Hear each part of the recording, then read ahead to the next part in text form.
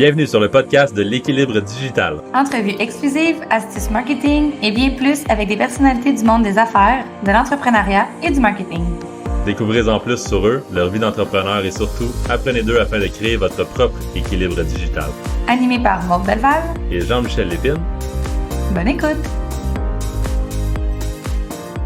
C'est vraiment pertinente aujourd'hui et qui en est son lot d'émotions aussi parce qu'on aborde le sujet de la santé mentale avec Carole de la Fondation de l'Institut universitaire en santé mentale de Montréal. Donc, vous allez en apprendre plus sur la Fondation en général, mais aussi sur les dessous de la Fondation.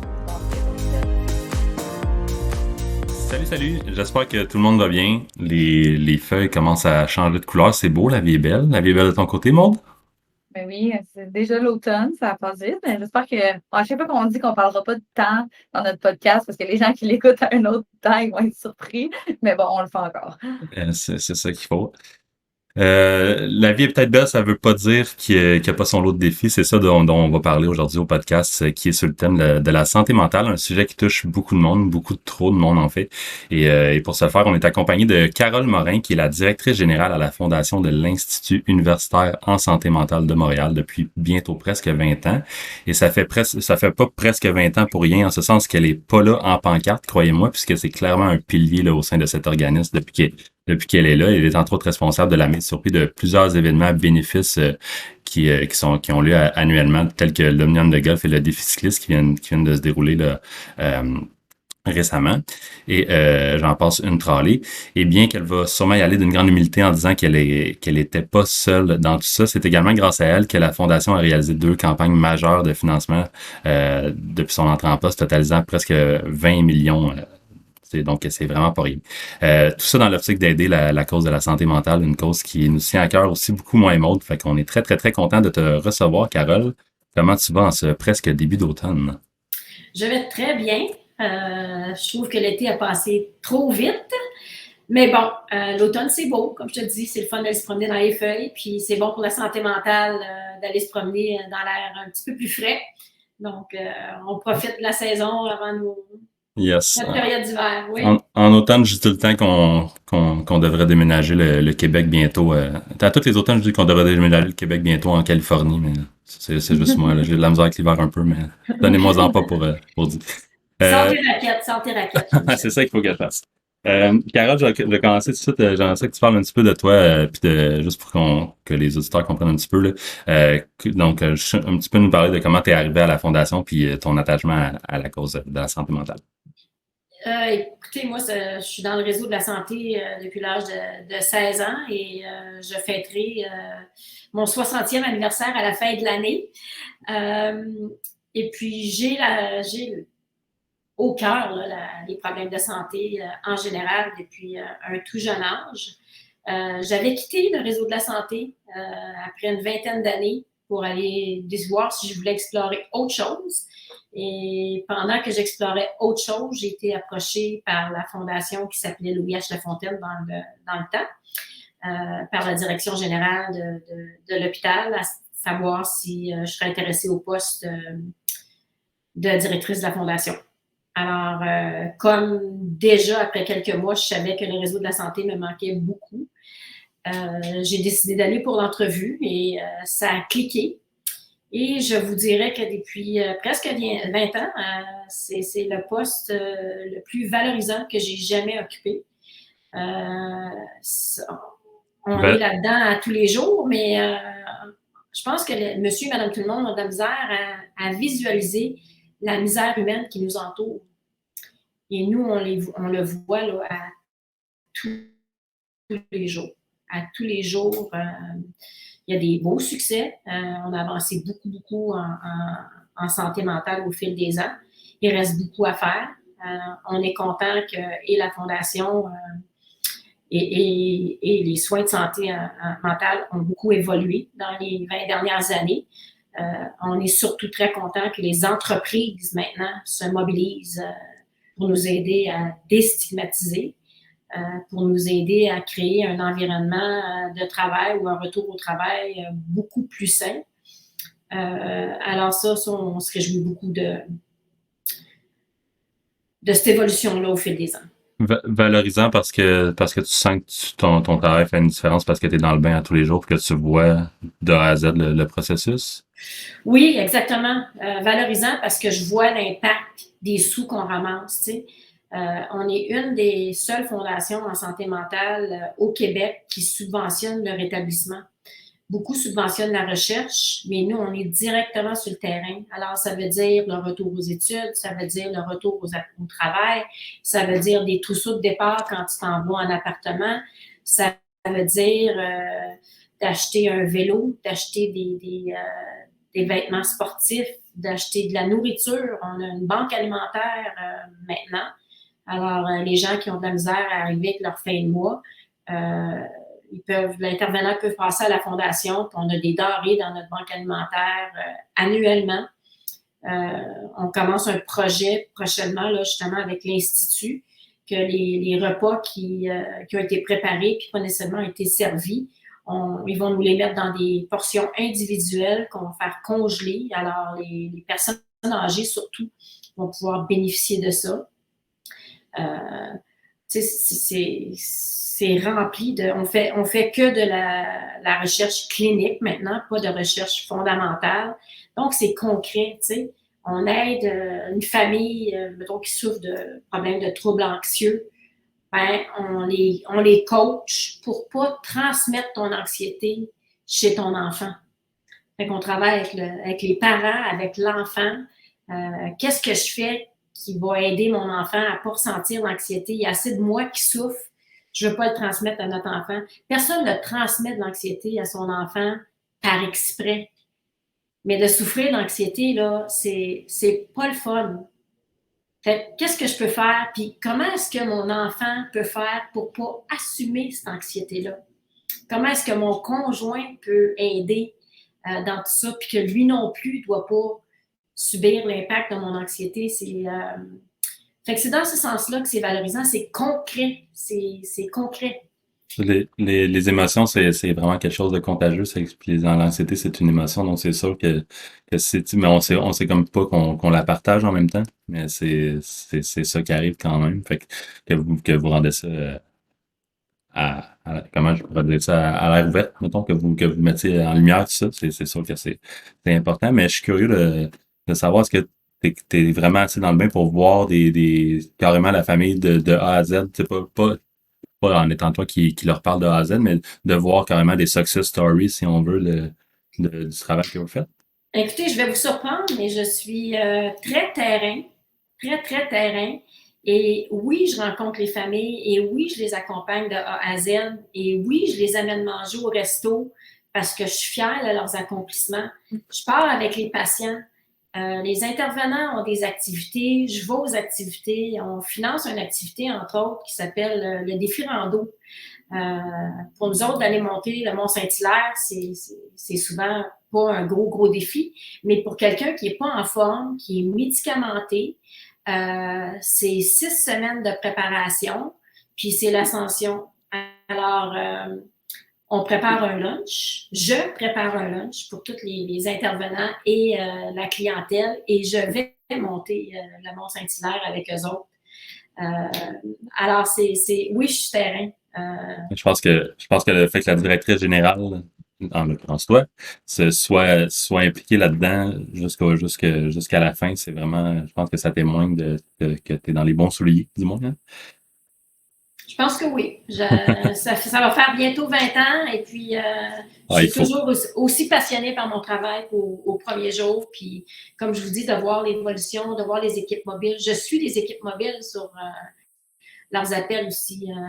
Au moins à tous les 2 ans, je me mets dans la peau d'un intervenant puis je les suis dans leur journée. Qu'est-ce que tu fais dans une journée? Moi, ça m'aide dans mon travail parce que quand je rencontre mes donateurs et j'ai dit c'est ça qu'on fait, je leur raconte pas d'histoire. Je sais que c'est vrai, que c'est fait comme ça. Je la vois, cette misère humaine-là. Puis, c'est important, tu sais. J'aimerais ça que tout le monde comprenne que c'est pas juste dans le tiers-monde qu'il y a de la misère humaine, qu'on en a dans notre cours. Puis, il faut les aider, puis il faut les soutenir, puis il faut les comprendre, ces gens-là. C'est facile de juger. C'est bien facile de juger.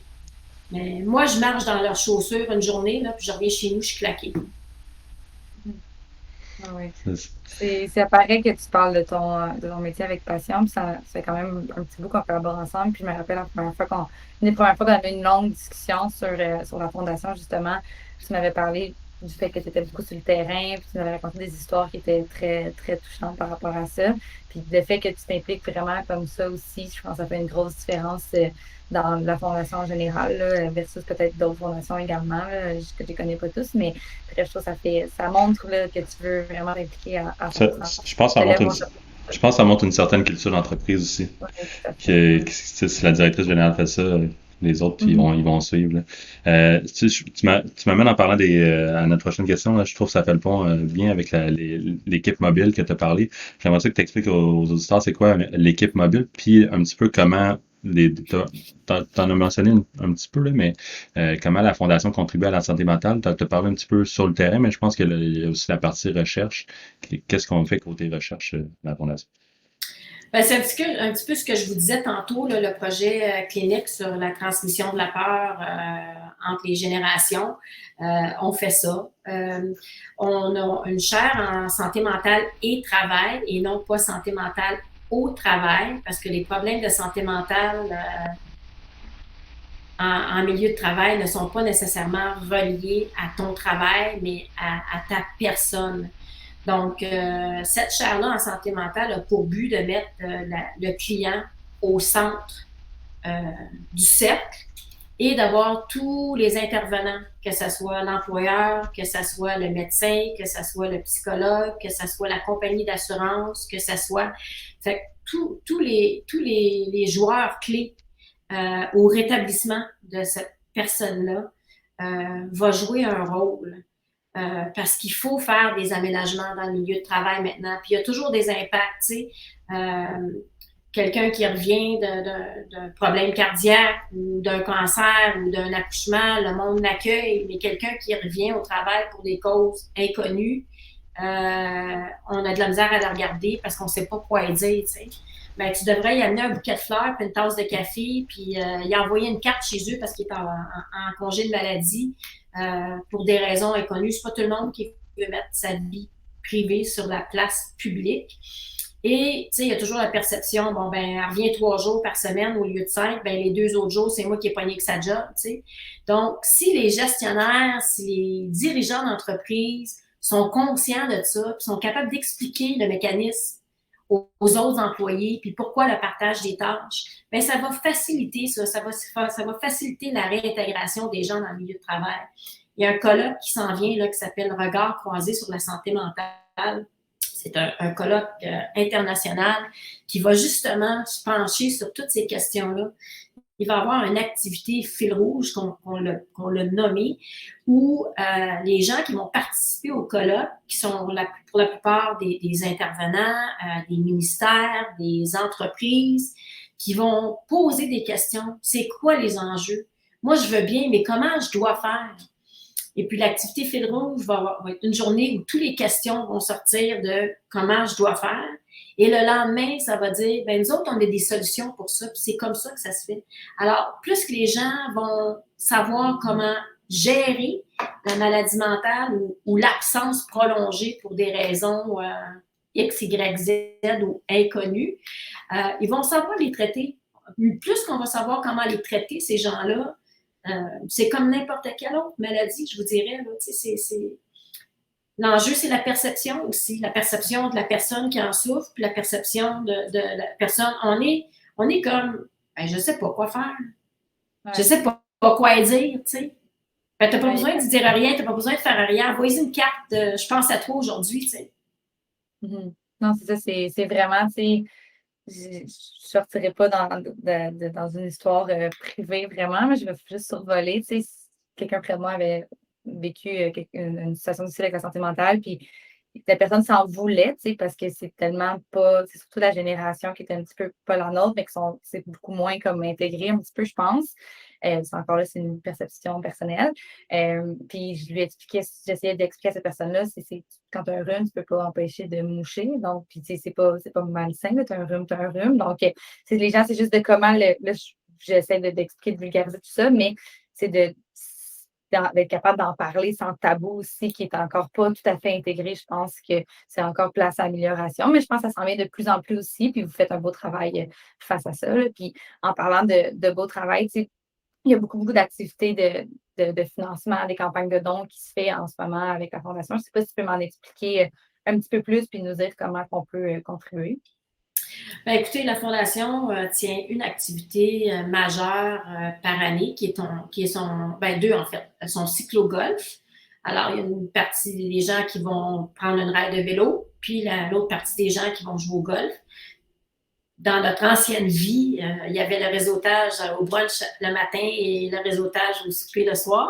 Cette année, on a pris une formule différente. Les cyclistes sont partis avant les golfeurs.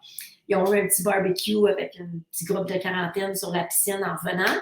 Les golfeurs sont partis à 8 minutes d'intervalle. Il n'y a pas eu de brunch, il n'y a pas eu de souper. Mais les gens qui y étaient ont apprécié revoir leur monde qu'ils n'avaient pas vu depuis presque 18 mois. Alors ça, c'est une des activités principales qu'on fait depuis 17 ans déjà. Il y a aussi une nouvelle activité qui s'est développée il y a quelques années qui s'appelle de feuilles de glace, qui est une activité de réseautage pour les jeunes professionnels. Alors, c'est coordonné avec des jeunes philanthropes issus du milieu des affaires. Ça se tient à la caisse de dépôt. C'est un 5 à 9 avec un 5 à 9 gourmand avec des bouchées, du vin très apprécié de la jeune communauté parce que la philanthropie, ça se cultive. Hein? Puis surtout dans le milieu francophone, ça manque un peu à notre culture. On s'en vient bien, mais ça manque encore un peu à notre culture. Alors ça, c'est nos jeunes qui gèrent ça. Et à tous les 3 ans, donc je vous annonce une primeur, le 21 septembre 2022, se tiendra le Bal des Lumières. Le Bal des Lumières, c'est le regroupement de 3 fondations, dont l'Institut universitaire en santé mentale de Montréal, l'Institut Douglas et la Fondation Jeunes en tête. Alors, c'est 800-900 personnes au Centre Bell. Et en 2019, c'était le bal qui a généré le plus de revenus nets dans les bals à Montréal. Donc, c'est là qu'on voit que la santé mentale commence à prendre sa place dans la philanthropie. Puis, alors, on travaille là-dedans, là, on a des beaux partenaires. Très cool. Oui, on veut contribuer. C'est spectaculaire. Oui, vraiment. Si on veut contribuer, mettons, maintenant, je pense que sur le setup, c'est possible aussi de le faire tout le temps, là, don mensuel et tout ça. Oui, on accepte évidemment sur notre site web. Vous allez voir ce qu'on fait avec vos sous, vous allez voir les activités, vous pouvez faire un don spontané, vous pouvez faire un don mensuel, vous pouvez faire un don planifié, soit par testament, soit par police d'assurance. C'est très peu de coûts, les dons planifiés, dans le sens que une police d'assurance peut te coûter 5-10 piastres par mois. Puis tu lègues une police d'assurance de 10 000, 20 000, 50 000 à ton décès si la cause te tient à cœur, évidemment. Et puis, tu sais, je veux dire, tu peux faire un don pour la fête à quelqu'un. Tu peux faire un don en mémoire de quelqu'un. Tu peux faire un don pour souligner la part d'un employé qui a fait une différence. Donc, c'est... Bien pensé. On travaille là-dessus. Mais très, très cool. C'est sûr qu'on va suivre ça, le bal.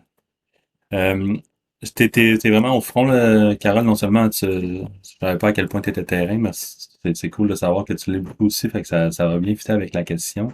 Mais clairement, t'es au front de la santé mentale au Québec. Je suis curieux de savoir, d'avoir ton opinion sur cette question-là, c'est quoi les principaux défis de la santé mentale aujourd'hui? C'est quoi ceux de demain? Puis gardons un optique Québec. Ben, je vous dirais que la pénurie actuelle du personnel compromet l'accès aux services. L'accessibilité aux services est très compliquée. Avec ce qui s'en vient aussi, les règles et l'imposition du gouvernement que tous les employés dans le réseau de la santé soient vaccinés. Je sais que ça aussi, c'est un sujet tabou. Ça va jouer pour beaucoup. Je pense que ça va jouer pour beaucoup. Il risque d'avoir beaucoup de départs et c'est triste, mais on respecte C'est un gros enjeu. C'est un gros enjeu. J'avais pas du tout pensé à cet aspect-là, mais nous, on se fait beaucoup approcher pour du marketing de recrutement. Parce que justement, on sait qu'il y a des défis partout, mais j'avais jamais pensé à cet aspect-là il va y avoir clairement une pression sur la santé aussi. Oui, oui, exactement. Évidemment, les besoins grandissants de la population, particulièrement dans le contexte de la pandémie. Pour nous, c'est une augmentation de 30 au service de crise depuis le début de la pandémie. On a toujours besoin de financement. Il fut un temps où la santé mentale et la philanthropie, on était les enfants pauvres de la philanthropie. Ça change, ça. Ça change ça parce qu'on a des partenaires importants dans le milieu corporatif qui sont devenus nos ambassadeurs, qui sont devenus nos piliers, puis qui nous aident dans nos campagnes majeures et dans l'objectif du Val des Lumières. Le virage à prendre pour travailler en amont, pour prévenir la santé mentale avant même que la population développe des pathologies. Comment on va faire ça? Il faut prévenir la santé mentale précaire des nouvelles générations. Nos enfants sont anxieux. Nos enfants sont anxieux, nos enfants souffrent de dépression, nos enfants se suicident. C'est tragique. C'est tragique. Ils ont 12, 13, 14, 15, 20 ans, 30 ans. Ça prend des décisions irréversibles. Pourquoi tant de souffrance? Il faut mettre des mesures en place. Il faut aller détecter ça dans un plus jeune âge. Puis, évidemment, l'impact négatif et pervers des médias sociaux sur la population, c'est grandissant, particulièrement chez les jeunes. Le bien-paraître, le bien-être, y a-tu liké, y a-tu pas liké, les insultes, c'est ça. La précarité, la pauvreté, l'itinérance, difficulté au logement abordable, adéquat, surtout dans les grands centres urbains. Là. On blâme le système de la santé de ne pas avoir de place pour ces gens-là ou les mettre à la porte alors que c'est totalement faux parce que il y a pas si longtemps, il y a 30, 40 ans, quand tu souffrais d'un problème de santé mentale, tu étais hospitalisé pour le reste de tes jours. Maintenant, avec l'évolution des soins qui est donné, on favorise de maintenir la personne dans son domicile le plus longtemps possible avec tous les services dont elle a besoin. C'est ce que font les équipes mobiles. Au lieu que toi, tu te déplaces à l'hôpital, ils vont chez vous, sont capables de constater si tu es dans un environnement adéquat, si tu es en grande détresse, si tu as quelque chose à manger, si ton appartement est salubre. On ne peut pas forcer une équipe de ménage à aller faire le ménage chez vous si c'est insalubre. On peut certainement travailler avec toi pour t'amener à dire, tu serais probablement bien mieux, de le faire comme ça. C'est un peu ça les enjeux en santé mentale qui sont présents maintenant, puis ça ne va pas se régler demain non plus. Là. Non, c'est ça. C'est vraiment beaucoup de l'accompagnement à travers. Il y a comme beaucoup de sujets là, qu'on a parlé, mais ce que je vois à ce moment, ce que tu m'expliques, c'est plus un peu de l'accompagnement que vous faites aussi. Puis c'est une bonne façon, selon moi. Là. Je pense que c'est pour ça aussi que vous différenciez des autres fondations, je pense, par plusieurs aspects, mais entre autres celui-là. Puis, tu sais, en ce moment, vous êtes une OBNL, donc c'est différent d'une entreprise comme la nôtre aussi. Peux-tu nous en dire plus un peu sur les dessous d'une OBNL, comment que ça se passe dans la gestion d'une OBNL aussi? Écoute, la gestion d'un OBNL, c'est ton réseau, c'est tes contacts, c'est ta crédibilité, c'est de fidéliser tes donateurs. Il y a tellement de demandes un peu partout que si tu ne prends pas soin de ton monde, si tu ne leur dis pas qu'est-ce que tu fais avec leurs sous, si tu n'as pas... Puis quand c'est sûr qu'on se développe un réseau avec des gens d'affaires, mais c'est toujours la responsabilité de la direction de cette fondation-là de maintenir des liens. Une fois que la porte est ouverte dans l'entreprise, c'est la job de la permanence de maintenir ces liens-là. Parce que si ton bénévole quitte ton conseil d'administration ou il ne fait plus ta présidence d'honneur, les chances sont que tu vas perdre ce lien-là parce que cette personne n'est plus là. Donc, si toi, tu fidélises cette personne-là au fil des ans, même si la personne qui était ta porte d'entrée est là, ben, moi, la plupart de mes donateurs peuvent dire, ben, tu sais, oui, je connaissais un tel, mais je connais Carole aussi, tu sais. Fait que, ou je connais Guylaine, ou je connais Élise, tu sais. Donc, tu sais, c'est ça les dessous. C'est vraiment la crédibilité, l'intégrité, les gens que tu acceptes sur ton conseil d'administration. C'est facile de recruter des gens, mais il faut que tu recrutes des gens qui sont des travailleurs qui sont impliqués. C'est pas tout le monde qui peut te donner 1000 pièces, 10 000 pièces, 100 000 pièces, 500 000 pièces. Ça, c'est sûr que c'est pas tout le monde qui peut le faire. Mais par contre, toi, tu as un atout en marketing ou en communication. Ben, donne-moi de ton temps. Donne-moi de ton expertise. Donc, tu sais, on complète notre conseil d'administration avec des gens qui non seulement sont capables de nous ouvrir les portes, mais sont aussi capables de nous aider dans notre quotidien. Nous, on est une équipe de 3, c'est pas beaucoup. Donc, tu sais, je me fie, moi, je les utilise. Mes personnes qui sont mon conseil d'administration, s'ils ont une expertise en particulier, ben, je les aide. Tu me donnerais-tu un coup de main? J'ai ça à faire, puis j'aimerais ça que... Puis les gens vont dire oui, là.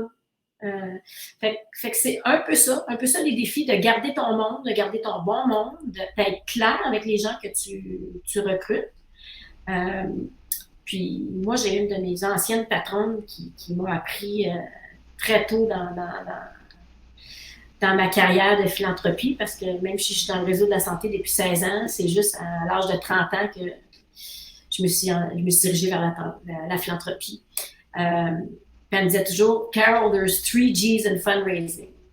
Give, get, or get out.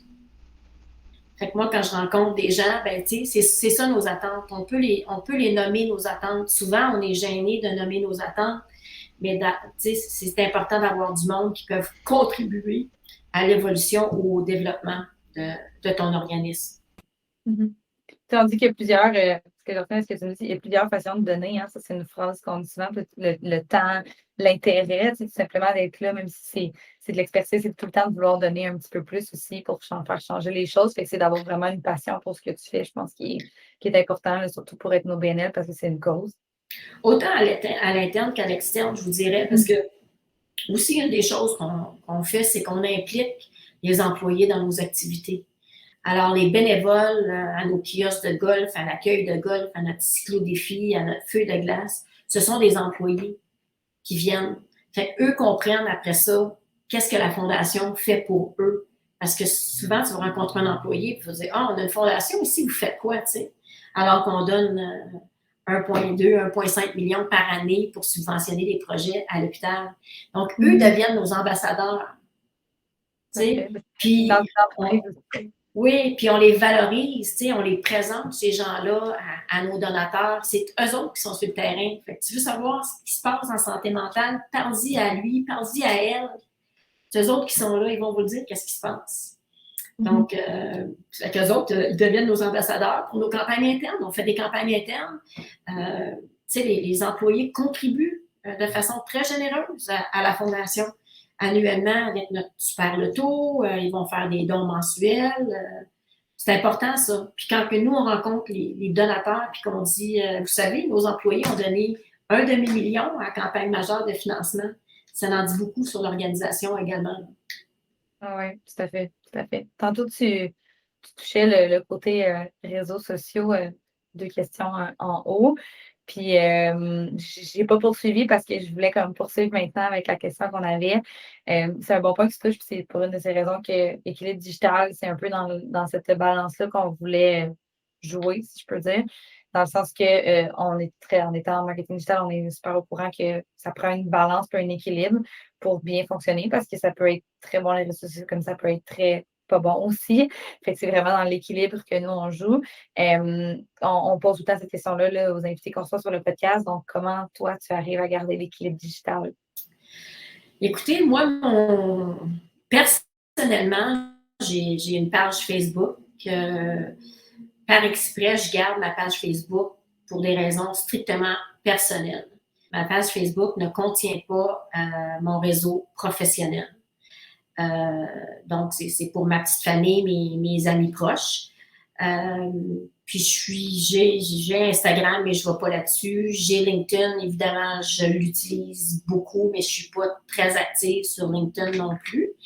Et je vous dirais qu'un côté positif de la pandémie, pour moi, qui roulait toujours à fond de train tout le temps, puis que son petit hamster commençait à se réveiller à 4 heures du matin. « Oh, j'ai oublié ça. Oh, faut que je fasse ça. » Le temps de pause de la pandémie, puis, tu sais, le voyagement, la logistique de tout ça, a été bénéfique pour moi parce que j'ai pu finalement faire reposer mon corps et mon cerveau. Puis dire, OK, attends une minute, là, même si tu reçois un courriel à 4 heures du matin puis si tu ne réponds pas, il n'y a pas personne qui va mourir. Là. Je ne donne pas des soins cliniques. Là. Mais j'ai pris comme habitude, je reçois un texto, je reçois un courriel, que ce soit en pleine nuit ou en plein jour, je répondais en temps réel. Puis des fois, je me faisais dire, en fait, il y a une histoire bien drôle, c'est que l'ancien PDG de l'hôpital me cherchait. Puis André était habitué que j'étais toujours disponible. Puis un matin, j'étais en rencontre tout le matin, puis il n'a pas été capable de me rejoindre. Il a appelé ma fille. Il dit, ta mère, es-tu correcte? Ben, elle dit, pourquoi tu me demandes si ma mère est correcte? Tu sais? Ben, il dit, depuis 8 heures le matin que je l'appelle, puis je la texte, puis elle me répond pas, puis c'est pas normal. Fait que je veux juste savoir qu'elle est correcte. C'était un peu ma culture, c'est que je répondais en temps réel, puis là, tu crées des attentes. Alors, j'ai appris maintenant à me doser par rapport à ça, que si je réponds pas à un messenger ou si je réponds pas à un texto ou si je réponds pas à un courriel en dehors de mes heures de travail, ça fait pas de moi une mauvaise employée, tu sais. Donc, ça, c'était bénéfique pour moi. Finalement, après tant d'années de courir après mon souffle tout le temps, j'ai appris à gérer mieux cette situation-là. Prenez des notes, chers entrepreneurs. Je pense que c'est ça qu'il faut. Là. Vous voyez, quand on gère mal ses attentes, on a de l'air weird quand que ça fait 8 heures qu'on texte pas, quand on est habitué de... Fait que faites attention à ça. Gestion des attentes, c'est super important. Mais c'était très cool ta réponse, Carole. Puis en fait, on va wrap up tout ça, mais merci beaucoup de ta présence. C'est super apprécié que tu aies accepté notre invitation. Je voulais te dire ça, aussi félicitations pour ton implication et la différence que tu fais avec la fondation et surtout d'être aussi terrain là, que tu l'es, c'est vraiment, je pense que ça témoigne d'une culture d'entreprise que quand les personnes en haut font ça, ça fait suivre par le bas. Donc je vais te féliciter pour ça. Ben, merci beaucoup pour l'invitation. Fait que, merci, chers auditeurs. Merci, Carole. On se revoit la semaine prochaine. Merci beaucoup. Hey, l'épisode d'aujourd'hui est terminé. Un gros merci d'avoir écouté. Si vous avez apprécié, n'hésitez pas à nous suivre sur votre plateforme de podcast préférée ou directement sur les réseaux sociaux.